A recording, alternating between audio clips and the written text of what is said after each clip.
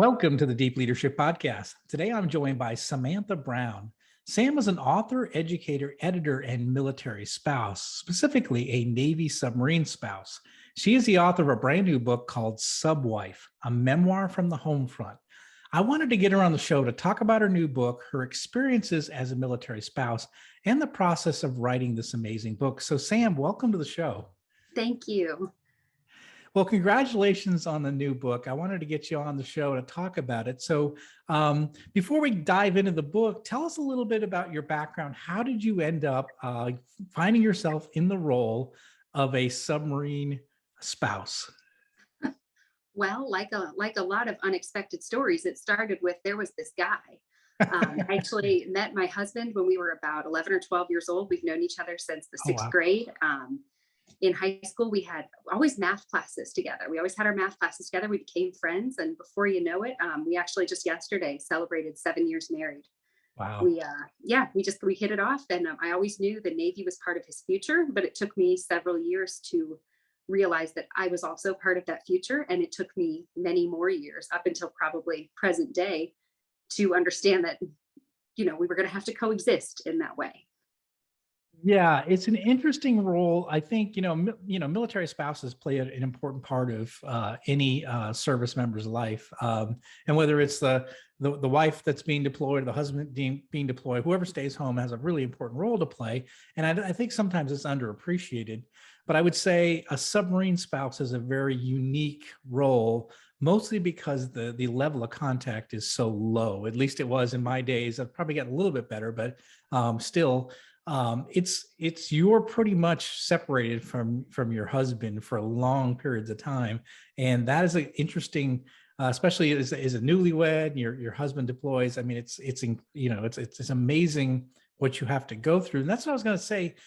What's it like for you? What was it like for you when your husband first, deployed to one of his first deployments? What was that like? Well, I honestly would say the separation aspect began much earlier, began in power school because he's a nuke. So he went through all this training where every day he comes home with a new vocabulary, talking about these concepts. I know in general how a nuclear reactor works. I know the cartoon they gave us in chemistry class in high school, but all of a sudden they come home with this new language, and you are very quickly isolated from that intellectual pursuit that they're on, that training. And by the time the deployment comes around, all you've got left is the physical separation. And to speak to the communication, in our situation, we had only email. I will say I got one phone call due to a family emergency. I got a pity phone call from the boat, which is pretty cool. We got a lot of email the first deployment. So I went in super spoiled. I was like, this is great. Like, we get email almost every day, which is kind of why the central conflict of my book Subwife comes in, because the second deployment he did, that was not the case. It started out very frequent communication, and all of a sudden we lost contact with them for accounts vary, but on my end it was almost 3 weeks, and it was right when the Argentine submarine, the ARA San Juan, disappeared. Yes. So that's kind of the central conflict of the book, was two quiet subs, not really knowing what's going on, hoping for the best, but that communication is spotty at best. So this is the Argentinian sub in 2017 was the San Juan, right? Is that correct? The San Juan, it disappeared November 2017. They found it a year later. Nobody made it, and it was incredibly devastating. Yeah, I wrote about that in my second book, because I think people tend to think that submarine operations are relatively safe, and they are. I mean, they're more safe than they've ever been, but submarines are still lost, and entire crews are typically lost when this happens. So I can imagine your anxiety when suddenly you're not hearing from your spouse, and there's a missing submarine that's you're watching the worst case scenario play out on CNN every night. It's enough to make you lose your mind. It's enough to make you lose your mind and write a book about it. That's honestly what happened. So that was part of the genesis of the book? Technically, no. I had worked on Subwife for about 3 years. I started in mid 2016. So we've been married just a little over a year. And I started my MFA, my Master's of Fine Arts, at Queen's University of Charlotte. It was a low residency program, which I was able to kind of fit into the military lifestyle because it wasn't a full-time geographic location commitment. And I didn't know what I was going to write about for this program. I knew I'd have to write basically a book length piece to graduate. And I started writing these pieces about submarines, about cargo ships, about all these really strange new things I was experiencing living on the coast for the first time, because we grew up in the Midwest. And one of my professors said, "So you're writing a book about being a submarine wife, right?" And I said, "Oh, I guess I am. Yes, that's correct." Because when we got married and I was struggling with the idea of being a submarine spouse, I've always been a writer, and I looked at books to kind of guide my experience. And there were no memoirs or nonfiction accounts by submarine spouses. There were several books by submariners or former submariners. There was a lot of submarine smut, but there was absolutely no memoir written by a spouse. There was one epistolary account called Letters from Zulu. It was anonymously published, just emails and journal entries. But I saw this gap in the marketplace. And honestly, I thought to myself, somebody needs to talk about this. And if not me, who? If not now, when? Had to do it. Didn't have a choice. I have to stop you up. What is submarine smut? It's just love stories that have submarine base? It's very, we'll say, heavily romantic Okay. text that just happens to take place on a submarine. Okay. Okay. I've read a few Amazon summaries, and it's enough to make you blush and clutch your pearls a little bit. It's a little shocking. But you're right. I mean, my wife was a submarine spouse as well. So, and there was nothing, this was of course a few years ago, but there was no books, there was nothing. And so like you, she was not just, like I said, physically separated, but there was different separation as I went through nuke school, went through prototype and all that. I suddenly was, this different person. I've learned all these different skills, and she was not necessarily along for the ride because she couldn't. I mean, it was, you went to these classes, and you didn't take your homework home. It was all done. It was all confidential. And so, yeah, so I think you're right. There's this, mental separation, and then there's this physical separation, and you're learning, like you said, you come from the Midwest and you're suddenly getting, okay, nuclear power, missiles, submarines, deployments, the whole Navy vernacular and terminology. It's overwhelming, I would imagine. And for there not to be some sort of book written on this is pretty amazing, to be honest. It was time. And, let's also mention hurricanes. I'd never experienced a hurricane. And I think we evacuated every single year, and it was always right around a move. It's like the house was ready to be packed, and they're like, "Oh, leave town. There's a hurricane." Oh, always, every time. Just the timing was exquisite. Yeah. Well, so being on the coast that's a whole new thing, I would imagine. So, what were some of the lessons you learned when I think this book, you talk about a lot of what you learned about yourself through this process. So you're leading the household when your husband is gone. So, and you don't have anyone to rely on. So if anything breaks, you got to fix it. If anything, if the bills have to be paid, you got to pay it. If the car breaks down, you got to take care of it. So what were some of the challenges you faced, and what did you learn about yourself through the process?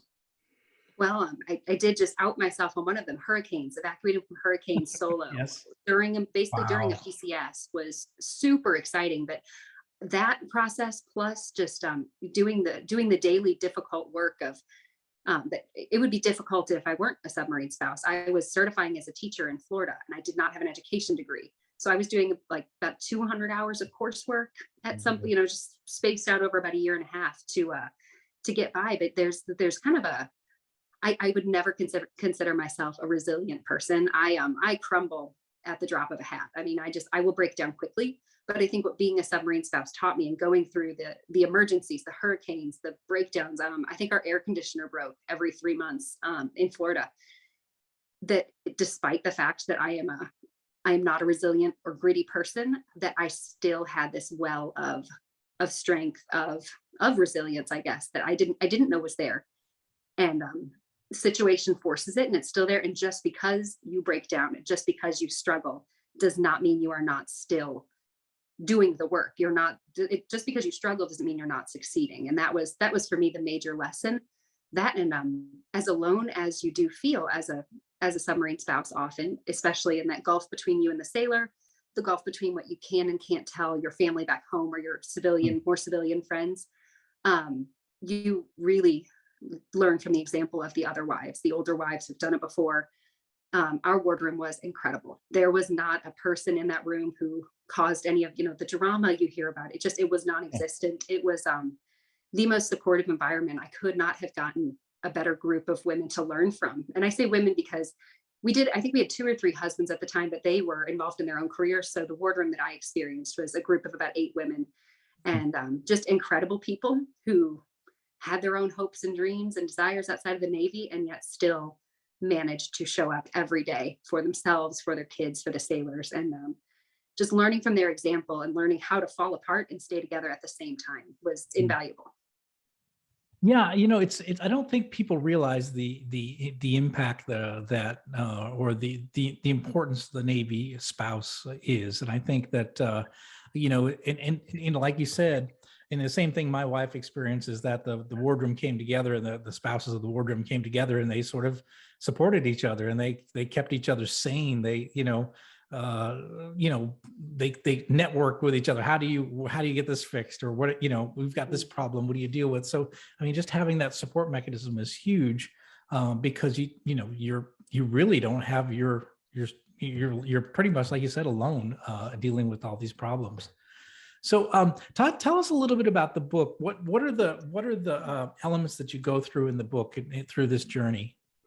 The problems that I go through, I'm sorry, I had a glitch in my Yes. So, well, the kind of narrative thread that you follow through this book is the lack of communication. You're waiting for the communication and just trying to find. I was trying to find my own feet as a spouse, not knowing, and a lot of it's just starting to understand the Navy culture, what it is, what it looks like, what does spouse culture look like, what are the expectations, who am I going to meet on this journey, what types of people. And what is that support system I'm going to create for myself? I know the chapter I've received the most feedback on, bar none, is the one about my dog, and how he just kind of became the center. We didn't have kids at the time, a kid at the time, so he became the center of the universe. He still might be, and so it's a lot about how you create the system that's going to support you. And all the times it works, all the times it doesn't, which in my case is so often. I'm probably the world's worst submarine spouse, which I hope I say that in the book. I don't remember which version made it through, but it is not for everyone. But if you love someone and you have to do it, you do it. Yeah. I think you're right. And the other thing is too, what I was thinking about when I was reviewing this material is that, as a submariner myself, we know what we're getting into. For me, it was a lifetime dream to do it, right? So I knew what I was getting myself into. I know my wife had no idea what I was getting into, and so we see it as, and I see it now as a Navy father, right? So we saw it was just our duty, and it was a challenge, and it was fun. But now as a Navy father, my son doing things, I'm like, I worry about him, right? And I never worried about myself when I was on a submarine, right? I knew what I was doing, and I knew I had a good crew, and I knew I was that we were going to take care of ourselves. We were a team, and we were going to accomplish the mission and get home safe. I never worried about myself. And so, but I never realized my wife worried for me, right? I never worried like my parents worried for me. Because now I'm a Navy father, I'm worried all the time.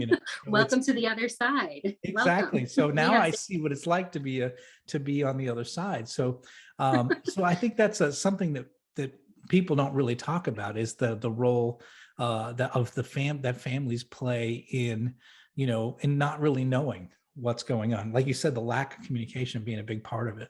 Yeah. Absolutely. One thing that you said that sticks out to me is, you knew what you were getting into, and the number of times people will say that to any branch's military spouse. It's one. If I had $1 for every time, I could retire 5 years ago. I wouldn't have written the book. It would have been done. You know what you're getting into theoretically, but you don't know how that feels. You don't know how the experience is. And one of the things I noticed just among, especially the JO spouses like myself, it's very difficult to give yourself time and space and the grace to grow and make the mistakes that bring confidence eventually. So I've heard it 1,000 times. You knew what you were getting into. You married a submarine. Well, I knew, but I didn't know how it felt. And Yeah. I didn't know that for every scenario A, there's scenarios B, C, D, E that could follow. And you don't get to pick which one. It's not a choose your own adventure. It is Right. you are along for the ride. Good luck. Yeah. Yeah, absolutely. Well, now there's a guide. There's a book that submarine spouses can look at. At least God, I'm so sorry, guys. at least they get a feel for what it's like. Oh boy. What so you mentioned a little bit of feedback on one of the chapters. What other feedback have you received so far? So the book's just been out. I think it's right. Beginning of March, is that right? 22 days. It's been out 22 days, even though we did have a bit of a pre-order thing. So technically people have had copies since like January 1st, but okay. We'll call it a soft open. We have a soft open. Good. Yeah, I do that typically too. So, but what's the feedback, Ben? What are people saying? And people that read the book, what are you hearing from the readers? I have had kind of two camps of feedback. The first camp would be civilian friends and family, which of course I'm civilian too, but I'm talking about people who aren't married to the military. Right.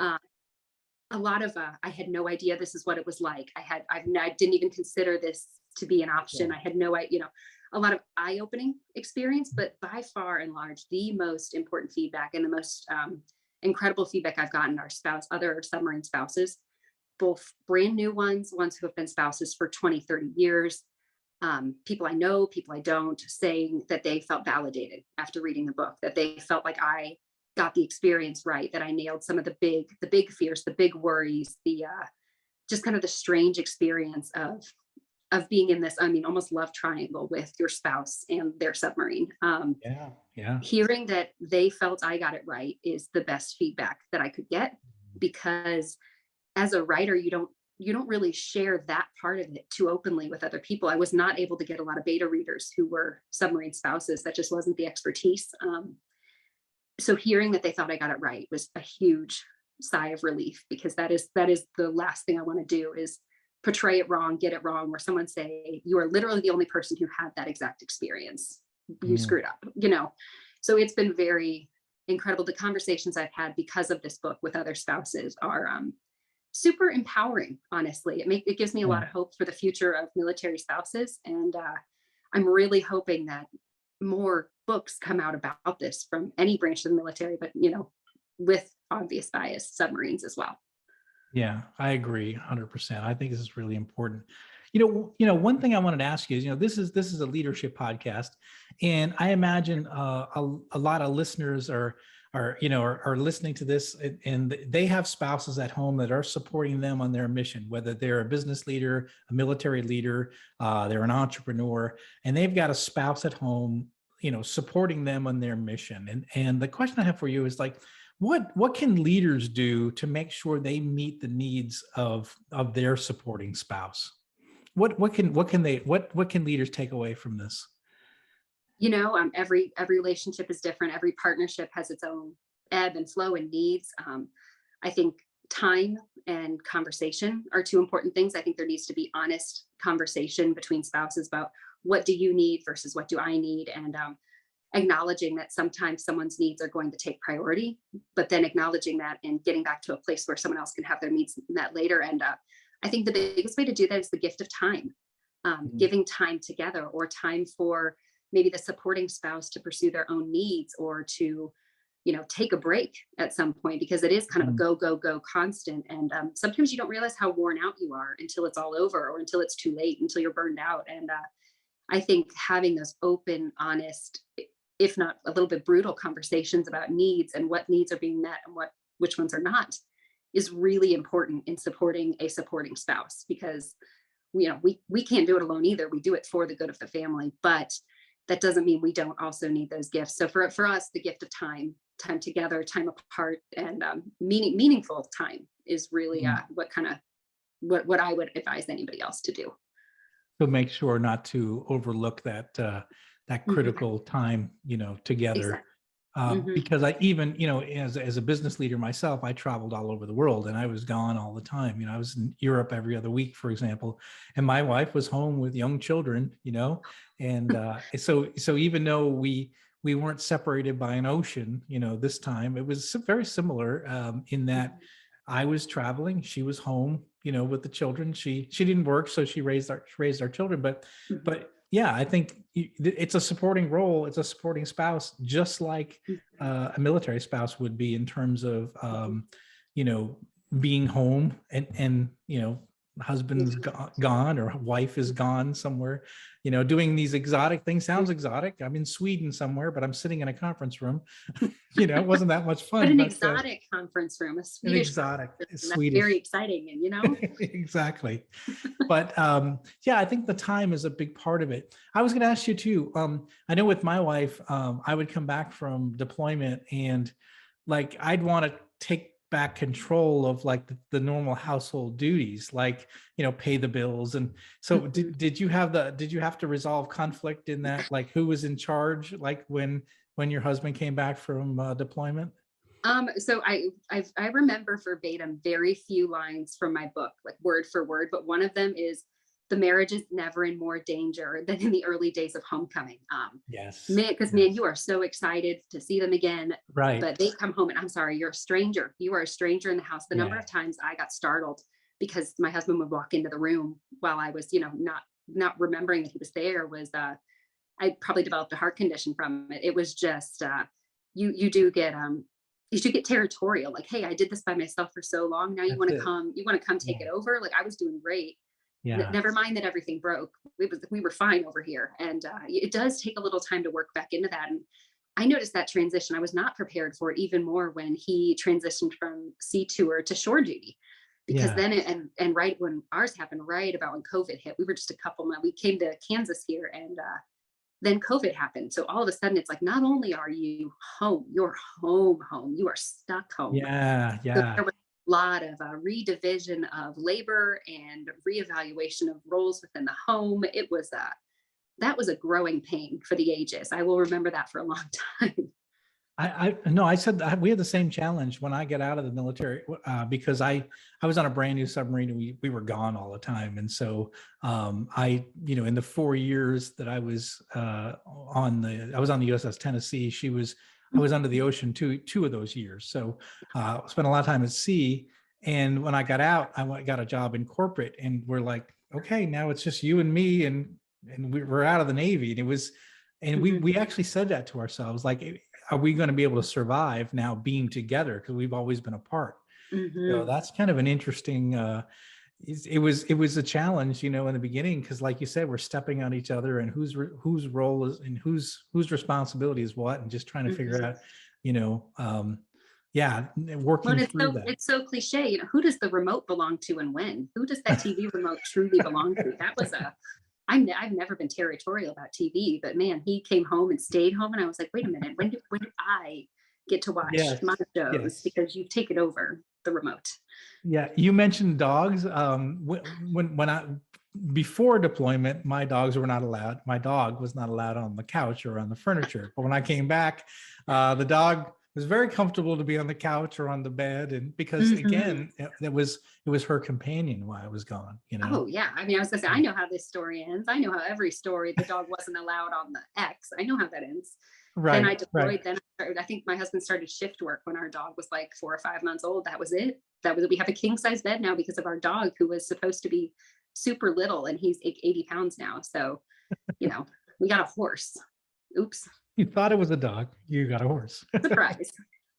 So I wanted to talk to you about a little bit about the process of writing the book, and what was it like for you? You mentioned you were going to school. You had this idea. You had an assignment to write a book length or a book. But what was it like writing? Where did you find time to do the writing? How did you formulate your book? And then what did you learn through the whole process?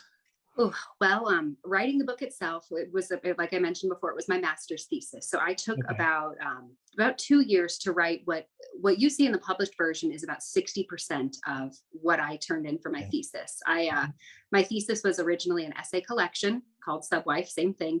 And when I wrote it, man, it was the best hard work I've ever done. Like I said, I've always been a writer. That has always been my passion, my bent. It's never not been an option. It's always been, a book is going to get written. I don't know about what.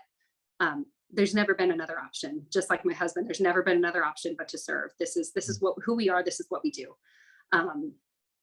So it was a lot of hard work. It was a lot of time. I was very kind of inversely fortunate, ironically fortunate, that most of his time underwater was when I was in grad school.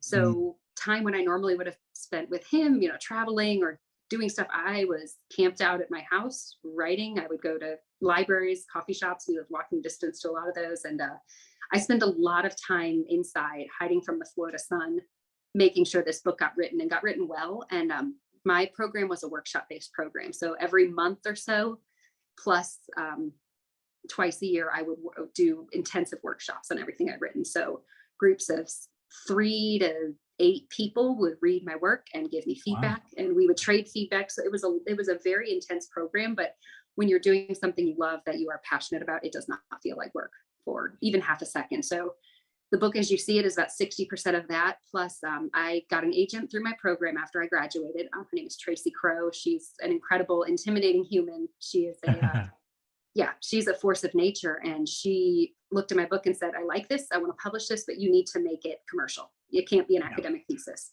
So that is when about the last 40% of the book got added. And it was about a year-long process to find a place. We had a few nibbles here and there. We got ghosted once, which I didn't know was something that could happen in the publishing world. We had someone say, here's the deal for you in writing. And then they were like, oh, can't do it anymore. Sorry. Lots of surprises. And then March of last year, Mill Speak Books was a revitalized press, and they decided that my book would be their first publication with their revitalized image and all that kind of stuff. It was great. So it was a lot of time, a lot of work.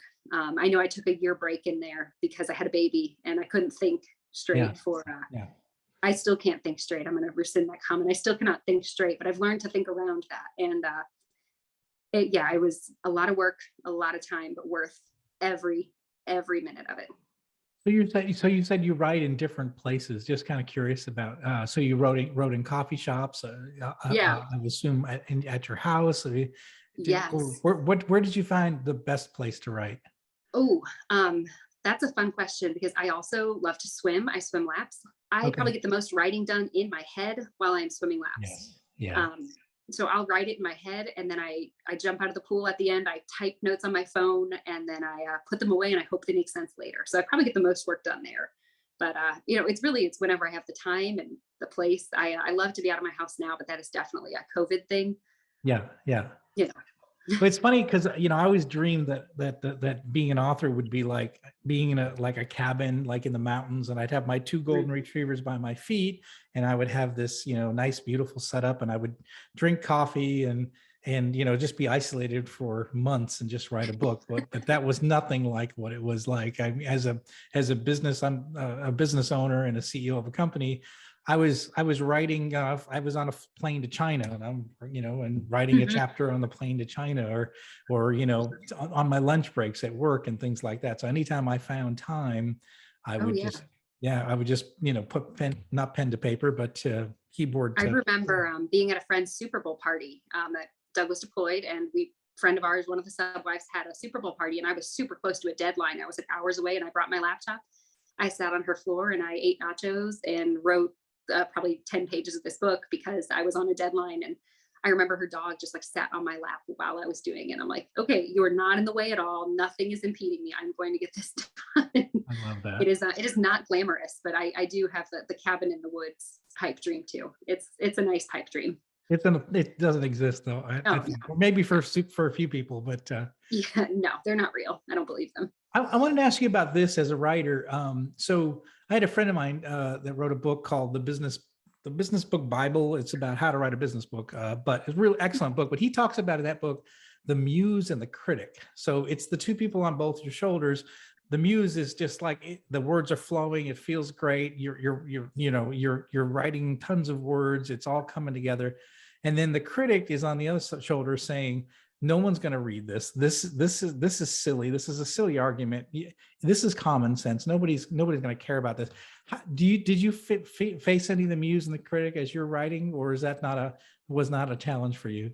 Every second of every day. Anytime I think of Okay. this book, they're both still there. It doesn't matter that it's done. It doesn't matter that every word is printed. It doesn't, they're still there. Yes, I have no peace now that it's done. That doesn't exist. Yes. Okay. So it's interesting. And he says that you need both, right? So the critic Mhm. is there to sort of say, muse, you've kind of gone overboard on this thing. And then the muse is there to just say, hey, this is great. You're doing great. Keep going. This is good stuff, Yeah. Well, I You mean, need both. that phrase, murder your darlings. That's one of the, writerly advices that we all have tattooed somewhere on us.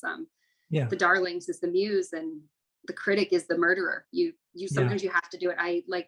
I've said in a few interviews now, there's one sentence in Subway, half of one sentence, so one clause left from my original first draft of the book. There Oh, is wow. half of one sentence. That is it. So there was a lot of murder. There's a lot of blood on my hands after this one. Yes. Yes. Yes, I understand. Believe me, the second book I wrote was that kind of a book. So I wrote way Mhm. too much, and then I had to pare it down to something that was less Yes. than 600 pages. So Oops. yeah, but again, I think that's the beauty of it. I mean, is that it's just, Mhm. like you said, making it commercial. It's one thing to just put all your ideas out there, but then it's kind of bringing it down to Mhm. what is likely someone going to read, and what is Yeah. likely someone going to walk away and say, this was really good. I learned a lot through this process. So Yeah. They it's call it not, the writing process for a reason. It's not just the writing, it's the writing process. yeah, absolutely. So now that you have a published book under your belt, what's next for you? Well, I have started a second book. It is not about Yes. the military. It is not about submarines. I am very excited about that. I am putting that book. I'm forcing myself to put that book on the back burner for the next couple months. We have a move coming up. Um, there's a lot of chaos in the household right now. Trying to find my daughter a new preschool when we move, and kind of the work of uprooting a household and moving us to our next location. So for the good of the book and the good of my sanity, I am putting it away until probably June or July. Okay. Then I'm allowing myself to work on it again. But I'm absolutely I finished Subwife. I think I signed the final contracts. I okayed the final proofs, and I was like, okay, it's time to start another one. It's time to go. Took me a while Yeah. to figure out what that would be, but I'm happy to be writing again. Good. That's exciting. Well, good. Is it going to be fiction this time, you think? No, Okay. I would never rule out fiction as an avenue for myself, but nonfiction has my heart. I love how weird and incredible real life is. I can't ignore that.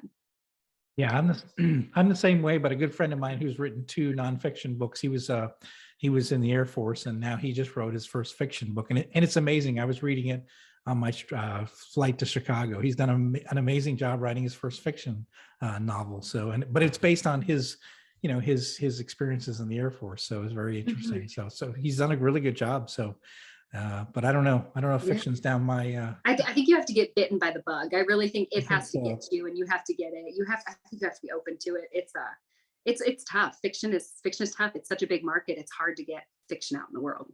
Yeah, I think you're right. I think you're right. Mhm. Well, so how can people find out more about you and this wonderful new book? Well, if you're interested in me, find another interest. But I do have a website, SamanthaAutoBrown.com. Mhm. That is brand new. It's kind of still not under construction, but it will be improving continuously over time. It's a work in progress. I'm very active on Instagram. I'm Okay. Samantha Otto Brown _writer on Instagram. That's kind of my professional page. And if you want to buy the book, it's available wherever books are sold, Amazon, Barnes and Noble, or if you want to support your local bookseller, IndieBound is a great way to do that online, or just go to the store and say, I want this book. You should order 100 copies. Um, and Yes. even more, if anybody is interested in a signed copy, you can DM me or shoot me a message through my website, and I can arrange that, because that is one thing with a small press. I did not pre-sign 1,600 copies, and I'm very thankful that that was not my experience. I don't have carpal Yes. tunnel. Yes. Yeah. Yeah. No, I do them one at a time here, so that's Ooh, just a little bit easier. yes. Yeah, that's Yes. good. Well, good. We'll put all those links in the show notes. Everybody will have it. And again, I want to just encourage people. The book is called Subwife, a Memoir from the Homefront. It's a great book. It's a great story of really what happens with the spouse when the other spouse deploys, and the importance of that role in supporting the other person who's on a mission. So, and all leaders, you are likely, if you're married, you have a supporting spouse. And so this is a good book to get a hold of, read. And Samantha, it's been a pleasure to have you on the show and to listen to your experiences. And I appreciate you coming on. Well, thank you so much for having me. This has been a lot of fun. Well, thanks again. Well, that's it for today. Thank you for listening to Deep Leadership. If you like this podcast, please subscribe and share so we can continue to build a world with better bosses. Until next time, this is John Rennie saying take care and lead well.